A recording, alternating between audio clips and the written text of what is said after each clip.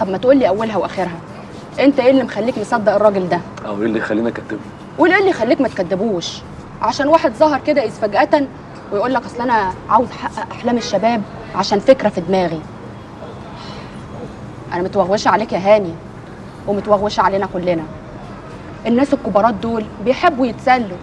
طب انت ايش ضمنك انه زي ما ظهر فجأة يختفي فجأة؟ بتبقى كل احلامك دي شجرة عشم وطرحت. معلش.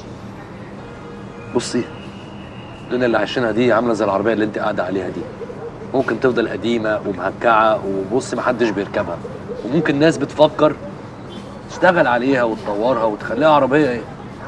موديل السنه. انا مش عايز اعيش زي العربيه دي، عايز اطور من نفسي، عايز اعمل احلامي.